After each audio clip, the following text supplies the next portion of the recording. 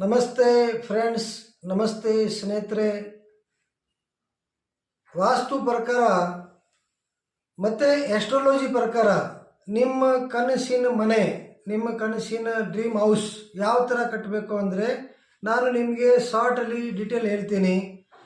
Astrology ಪ್ರಕಾರ ನಿಮಗೆ ಯಾವ ಬಾಗಿಲು ಬರುತ್ತೆ, ನಾರ್ತ್ ಬರುತ್ತೆ, ಇಲ್ಲ ಈಸ್ಟ್ ಬರುತ್ತೆ, ಇಲ್ಲ ವೆಸ್ಟ್ ಬರುತ್ತೆ. ಅದು ಎಸ್ಟ್ರಾಲಜಿ ನಿಮ್ಮ ಜಾತಕ ಕುಂಡ್ಲಿ ನೋಡಿ ಅದರ ಪ್ರಕಾರ ಎಸ್ಟ್ರಾಲಜಿ ಪ್ಲಸ್ ವಾಸ್ತು.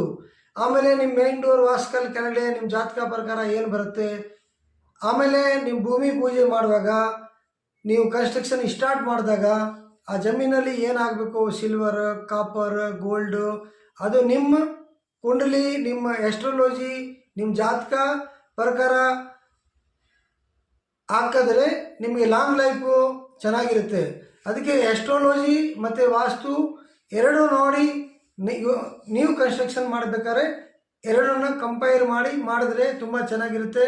ಆ ಥರ ನಿಮಗೆ ಏನಾದರೂ ಮಾಹಿತಿ ಬೇಕಾ, ಏನಾದರೂ ನಿಮಗೆ ಕನ್ಫ್ಯೂಷನ್ ಇದೆಯಾ, ನನ್ನ ವಾಟ್ಸಪ್ ನಂಬರ್ಗೆ ಕಾಂಟ್ಯಾಕ್ಟ್ ಮಾಡಿ, ಡೈರೆಕ್ಟಾಗಿ ಕಾಂಟ್ಯಾಕ್ಟ್ ಮಾಡಿ.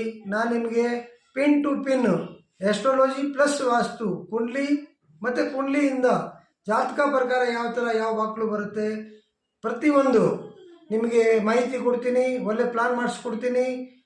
ತುಂಬ ಥ್ಯಾಂಕ್ಸ್. ಬಿ ಹ್ಯಾಪಿ, ನಗ್ನಗ್ತಾ ಇರಿ. Thank you very much.